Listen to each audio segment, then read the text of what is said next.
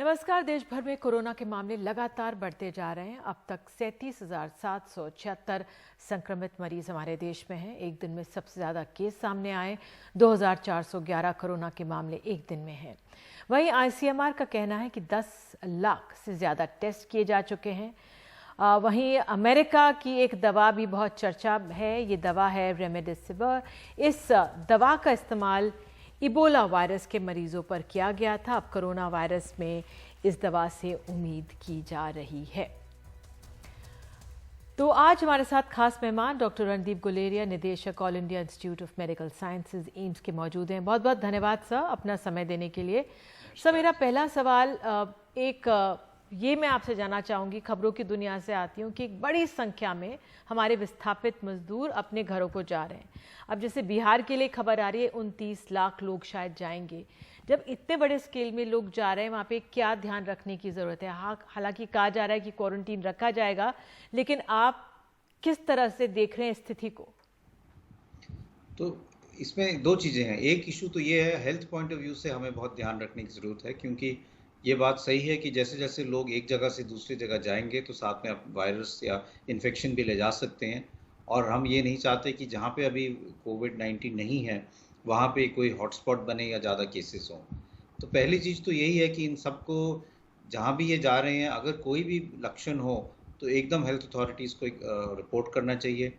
Quarantine करना तो ज़रूरी है इनका, क्योंकि ये अगर इन्फेक्शन अपने घर ले जाएं तो वहाँ पे एकदम अपने ही घर वालों को और आसपास के लोगों को इन्फेक्शन हो सकता है।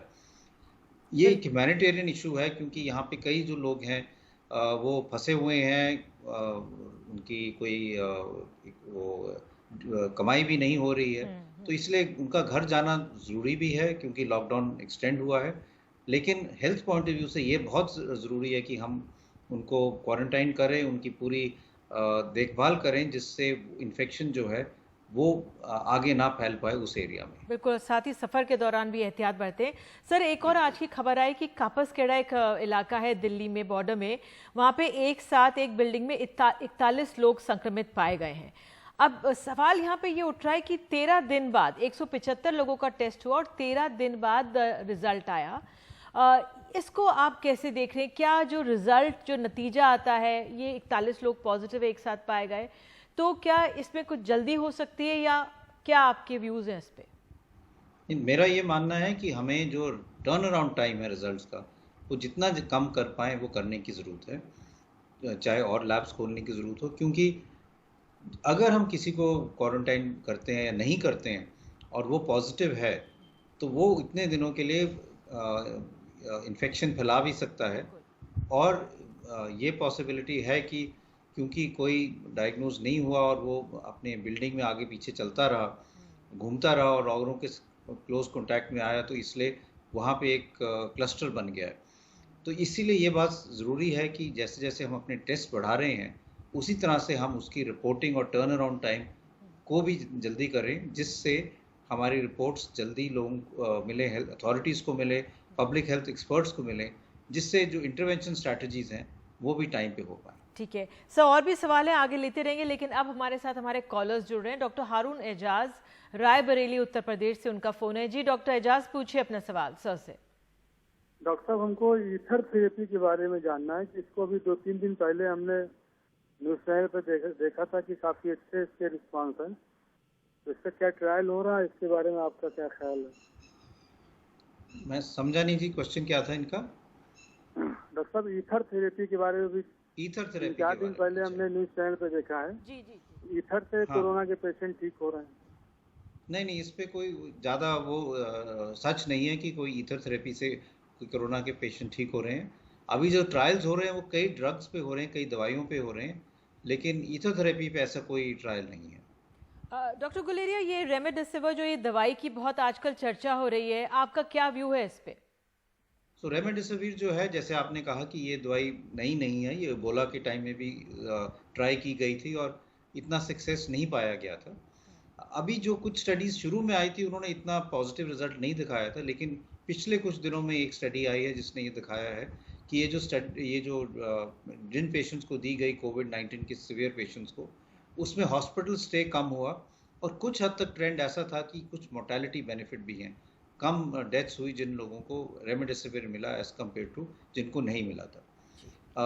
तो ये कुछ पॉजिटिव न्यूज़ है जो लगता है कि ये दवाई शायद यूज़फुल हो। और ट्रायल्स की ज़रूरत है। WHO एक बहुत बड़ी ट्रायल कर रही है, सॉलिडेरिटी ट्रायल, जिसमें रेमडेसिविर भी यूज़ हो रही है। उसमें इंडिया भी भाग ले रहा है और इंडिया में भी कई पेशेंट्स हैं जिनमें ये ट्राई की जाएगी और करने वाले हैं हम। तो इससे कुछ डेटा जब निकलेगा तो पता चलेगा कि ये एक्चुअली कितनी इफेक्टिव है। अभी जो है कॉशियस ऑप्टिमिज्म है, क्योंकि और सारी जो हम दवाइयाँ ट्राई कर रहे हैं उस सारों में से अभी तक सबसे जो पॉजिटिव डेटा आया है वो रेमडेसिविर का ही आया है। सर, एनी टाइम फ्रेम की कब तक इसके रिजल्ट्स आ सकते हैं? तो ऑलरेडी कई जगह ट्रायल्स चल रही हैं। मेरा ये मानना है कि अगले 4-6 हफ्ते में कुछ हद तक और पॉजिटिव डेवलपमेंट्स होगी, ज़्यादा कॉन्फिडेंस आएंगे इस ड्रग के बारे में और अगले 3 महीने में हमें ज़्यादा आइडिया हो जाएगा। लेकिन उससे ज़्यादा ज़रूरी है कि अगर ये ड्रग सक्सेसफुल है तो इसकी मास प्रोडक्शन भी होनी चाहिए जिससे ज़्यादा से ज़्यादा लोगों को मिल पाए। और यहाँ पे हमें कई फार्मास्यूटिकल इंडस्ट्रीज़ को इन्वॉल्व करना पड़ेगा जिससे वो इसके जो डोजेज हैं वो ज़्यादा बना पाए। जी सर। हमारे अगले कॉलर है वीरेंद्र सिंह, आगरा, उत्तर प्रदेश से। जी वीरेंद्र जी, पूछिए अपना सवाल। डॉक्टर साहब से मेरा सवाल है कि अब जैसे कि कोविड-19 हमारी लाइफ का एक हिस्सा बनता जा रहा है, आने वाले वक्त में हमारे ऑफिसेज वगैरह खुलेंगे, तो हमें अपने लाइफस्टाइल में क्या चेंजेस करने हैं, क्या प्रिकॉशन रखने हैं, इस बारे में मैं जानना चाह रहा था सर से। तो आपकी बात बिल्कुल सही है कि हमारा जो लाइफस्टाइल है या वे ऑफ लिविंग है वो कुछ हफ्तों के लिए या कुछ महीनों के लिए या काफ़ी लंबे टाइम के लिए चेंज हो जाएगा। और वो इसलिए होगा क्योंकि ये जो वायरस है ये एकदम जाने वाला तो नहीं है। तो चाहे हम ऑफिस में जाएं, चाहे हम कहीं बाहर जाएं या घर पे हों, हमें कुछ हद तक अपनी जो लाइफस्टाइल है बदलने पड़ेगी। मास्क रेगुलरली लगाना पड़ेगा जब भी हम बाहर जाएं, जहाँ पर भी हों। हैंड वॉशिंग रेगुलरली करनी पड़ेगी, जहाँ पर भी हों हम हाथ धोएं, हैंड सैनिटाइज़र लेके जाएं। या ऑफिस में भी वॉश बेसिन बहुत ज़रूरी होगा कि सब लोग अपने हाथ धोएं जब वो ऑफिस में आते हैं। और जब कहीं बाहर जाके आते हैं या घर जाते हैं तो तब भी जैसे घर पहुँचे हाथ धोएं और अपने पूरा सोशल डिस्टेंसिंग जितना कर सकते हैं वो करें। तो हमारी जो चाहे वो मार्केट में भी हो या शॉपिंग के कहीं जाना हो, तो हमारा जो वे ऑफ लिविंग है वो काफ़ी टाइम के लिए बदल जाएगा, चाहे वो हम घर के अंदर की बात करें, चाहे बाहर की बात करें या ऑफिस की बात करें। बिल्कुल।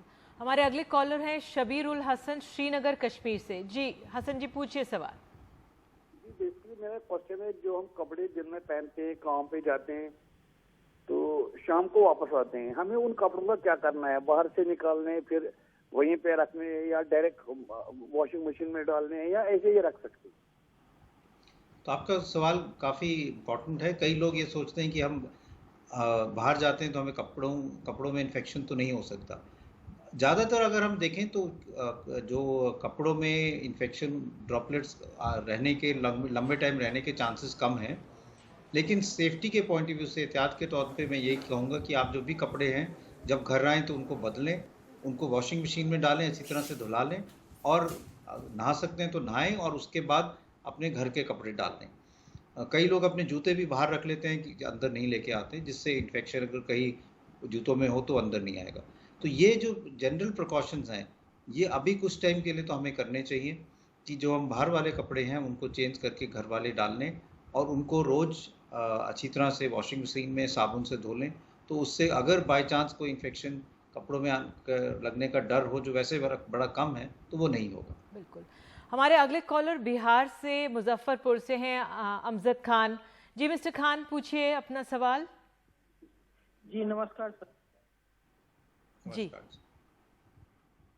जी सर, मैं ये पूछना चाहता था कि ये कोरोना के नए नए लक्षण जो हैं सर, उसकी वजह से लोग कोरोना से तो नहीं, कुछ डिप्रेशन से कुछ ज्यादा लोग परेशान हो रहे हैं। ठीक है। तो आपकी बात सही है। कोरोना के लक्षणों से और कोरोना के भय से लोगों को चिंता ज़्यादा हो रही है, एंग्जाइटी ज़्यादा हो रही है, पैनिक अटैक भी हो रहा है, डिप्रेशन भी हो रही है। हमारे एम्स में हमने एक हेल्पलाइन भी शुरू की है साइकेट्री डिपार्टमेंट के साथ, जो लोगों की मदद कर सके जो इस एंग्जाइटी में हैं। और लॉकडाउन के कारण वो ज़्यादा हो रही है क्योंकि वो अंदर बंद है। पर लेकिन ये समझने की ज़रूरत है कि कोरोना वायरस को अगर हम बड़ी बारीकी से देखें तो 80 से 90% जो लोग हैं जिनको इन्फेक्शन हो रहा है वो बिल्कुल ठीक हो रहे हैं, माइल्ड इन्फेक्शन है। हमारे अस्पताल में ज़्यादातर जो लोग हैं वो ठीक होके चले भी गए हैं, कुछ भी नहीं हुआ उनको। कईयों को तो बिल्कुल आम मामूली दवाई की ज़रूरत ही पड़ी है। लेकिन हाँ, 5% ऐसे हैं, 3 से 5% जिनको सीरियस इलनेस होती है, आईसीयू में रहने की ज़रूरत है, वेंटिलेटर की ज़रूरत पड़ सकती है। और वो ऐसे लोग हैं जिनकी एज ज़्यादा है, उम्र ज़्यादा है, या जिनको साथ में कोई कोमॉर्बिडिटीज़ हों, जैसे ब्लड प्रेशर की बीमारी हो, डायबिटीज़ हो, हार्ट की प्रॉब्लम हो, फेफड़े कमज़ोर हों, तो इन लोगों को ज़्यादा ध्यान रखने की ज़रूरत है। लेकिन हमें इस बीमारी के पॉइंट ऑफ व्यू से पॉजिटिवली सोचना चाहिए, इतना परेशान और दुखी होके नहीं रहना चाहिए। इसको हमें एक जंग की तरह लेना चाहिए कि इसको हम जीतेंगे और हम आगे निकलेंगे इससे। बिल्कुल सर, जैसे उन्होंने नए तरह तरह के लक्षण की बात की, मेरे पास एक सवाल हमारे इन हाउस ऑफिस से आया कि इस मौसम में इन्फेक्शन, पोलन इन्फेक्शन भी हो रहा है, और जो कभी उनको इन्हेलर्स की ज़रूरत नहीं पड़ी थी, अब इन्हेलर्स की ज़रूरत पड़ रही है। तो जो ये बदलाव है इससे वो थोड़ी चिंतित हैं, क्या कहेंगे आप? तो ये बात सही है कि जब ये मौसम बदलता है और जब पोलन सीजन आता है तो कई लोगों को जिनको पहले एलर्जी की सिम्टम नहीं थे, कुछ हद तक जुकाम, नज़ला, सांस लेने की तकलीफ या छाती से सीटी जैसी आवाज़ आने के लक्षण हो जाते हैं, जो एलर्जिक एस्थमा टाइप के सिम्टम हो सकते हैं, और इन्हेलर्स कुछ टाइम लेने की ज़रूरत पड़ जाती है। समटाइम एंग्जाइटी से भी ये प्रेसिपिटेट हो सकता है, तो tension can be one of the trigger factors, तो उनको थोड़ा सा ध्यान रखने की ज़रूरत है। लेकिन ये ट्रांजिएंट है, जैसे जैसे कुछ पोलन सीजन कम होगा तो ये सिम्टम जो है ये ठीक हो जाएंगे। जी सर। सर, अब हम सीधे पंजाब चलते हैं। अमृतसर से इकबाल सिंह का फ़ोन है। जी मिस्टर सिंह, पूछिए अपना सवाल। हाँ जी, हाँ जी, नमस्कार निधि जी, नमस्कार डॉक्टर साहब। नमस्कार। नमस्कार जी। डॉक्टर साहब, ये मैं पूछना चाहता हूँ, इन दिनों में जो प्रकोप चला हुआ है ये कोरोना का, इसको इम्यूनिटी बढ़ाने के लिए टेबलेट दवाई के अलावा हमें और कौन सी घर में कौन सी चीज खानी चाहिए? और मेरी वाइफ को शुगर है और उसका किस तरह से ख्याल रखना चाहिए, उनको कौन सी चीज देनी चाहिए जो हम सेहतमंद रहे और हमारी इम्यूनिटी बढ़ती रहे? तो पहली चीज़ तो ये है कि आपको अच्छी खुराक खानी है, नॉर्मल हेल्दी डाइट, हरी सब्जियां, फ्रेश फ्रूट्स, और रेगुलर एक्सरसाइज करनी है। अगर लॉकडाउन में के आप अंदर हैं तो योगा कीजिए, मेडिटेशन कीजिए, जिससे आपकी बॉडी स्वस्थ रहे, आपका इम्यून सिस्टम भी इससे ही ठीक रहेगा। कोई बहुत ज़्यादा मल्टीविटामिन या कोई टॉनिक की इतनी ज़रूरत नहीं। अगर आपकी खाने में पूरे पोषक ठीक हैं तो कोई प्रॉब्लम नहीं है।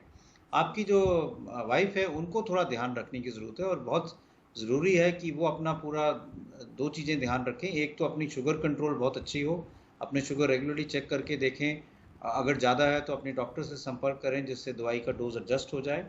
और दूसरा ये कि उनको अपना ध्यान ज़्यादा रखना in terms of social distancing, contact, बाहर जाएं तो बहुत ज़्यादा क्राउडेड एरिया में ना जाएं, रेगुलरली हाथ अपने धोएं और मास्क तो ज़रूर पहने, और अगर किसी वैसे बाहर जाने की अगर ज़रूरत नहीं है तो ना जाएं।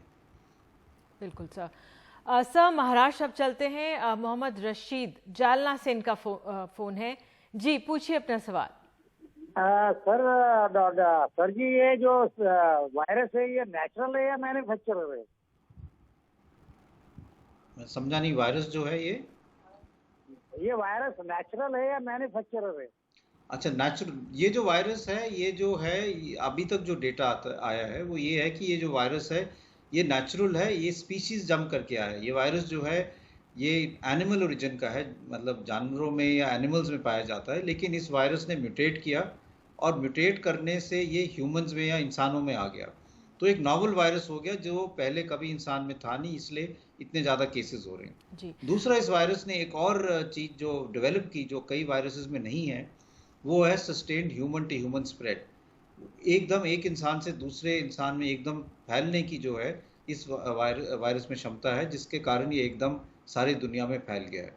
तो ये एक वायरस जो है नेचुरल सोर्स से है, जो म्यूटेट करके स्पीसीज जंप करके और ये ह्यूमन टू ह्यूमन स्प्रेड की डेवलप करके आगे फैल गया है। सर, मुझे आपसे एक सवाल पूछना था। आज एक दिन में हमने सबसे ज़्यादा केसेस देखे हैं। हमारा लॉकडाउन भी अब 2 हफ्ते और बढ़ा दिया गया है, हालांकि जोन्स में इसको ढिलाई दी जाएगी। आप किस तरह से देख रहे हैं ये जो वायरस अब अगर आज एक दिन में इतना बढ़ा? तो अगर हम अपना सारा डेटा देखें तो ग्रेजुअली हमारे केसेस बढ़ रहे हैं। ऑल्दो हमारा डबलिंग टाइम अभी भी इतना ख़राब नहीं है, लेकिन हर रोज़ अगर हम देखें तो आस्ता आस्ता केसेस जो बढ़ रहे हैं, पहले 500 थे, फिर 750 हुए, 1000 हुए, फिर 1500, अब हम 2500 की तरफ बढ़ रहे हैं। तो नंबर ऑफ़ केसेस तो बढ़ रहे हैं, ऑल्दो राइज जो है वो इतना ज़्यादा स्टीप नहीं है, लेकिन ये एक चिंता का विषय है। और मेरा ये मानना है कि इसीलिए ये लॉकडाउन बढ़ा है, और इस लॉकडाउन के दौरान हमें एग्रेसिवली काम करना पड़ेगा, स्पेशली जो रेड जोन्स हैं या हॉट स्पॉट्स है या कंटेनमेंट एरियाज है, कि वहाँ पे हम केसेस कम कर पाएँ। बिल्कुल सर। दूसरा एक चीज़ और मैं ये भी कहना चाहूँगा कि केस नंबर इसलिए भी बढ़ रहे हैं क्योंकि हमारी टेस्टिंग जो है वो भी एकदम बढ़ गई है। पहले हम 10-15 हज़ार टेस्ट रोज़ के कर रहे थे, अब हम 70 से 80 हज़ार टेस्ट रोज़ कर रहे हैं। तो जब आप ज़्यादा टेस्ट करोगे तो केसेस भी ज़्यादा आप डायग्नोज करोगे, तो कुछ हद तक उसके कारण भी नंबर ऑफ केसेस बढ़े हैं। बिल्कुल। आखिरी सवाल सर, लोग पूछते हैं वो पीक टाइम कब आएगा, और जब आपसे आखिरी बार बात हुई थी तो था कि शायद पहला हफ्ता मई तब पीक आएगा, लेकिन आपको लगता है अभी भी पीक आ गया या क्या आंकलन? अभी तक मुझे लग रहा है कि जैसे जैसे केसेस बढ़ रहे हैं अभी हम पीक पे नहीं पहुंचे हैं। हो सकता है इस महीने के एंड या जून तक पीक आए। लॉकडाउन के कारण हम पीक को डिले कर पाए हैं, और कुछ हद तक पीक जो है वो इतना ज़्यादा नहीं होगा। ये मेरी उम्मीद है कि हम पीक थोड़ा डिले कर पाएँ और उसकी जो स्टीपनेस है उसको कम कर पाएँ, जिससे उस टाइम पे इतने ज़्यादा केसेस नहीं होंगे। लेकिन इसके लिए अगर हमें ये सस्टेन करना है तो सब लोगों को साथ मिलके अपनी रिस्पॉन्सिबिलिटी समझनी होगी, क्योंकि ये वायरस एक इंसान से दूसरे इंसान में तभी फैलता है जब हम अपनी तरफ से लापरवाही करें। जी। उसका हम अपने सोशल डिस्टेंसिंग, हैंड वॉशिंग के अगर रूल्स नहीं फॉलो करेंगे तो एकदम ये वायरस जो है सोसाइटी में फैल जाता है। बिल्कुल, बहुत बहुत धन्यवाद सर अपना समय देने के लिए। तो कोरोना का मुकाबला करना है, पूरे देश एक तरह से जंग में जुटा हुआ है और इसे मिलकर ही हराना है। बहुत बहुत धन्यवाद। एक छोटा सा ब्रेक।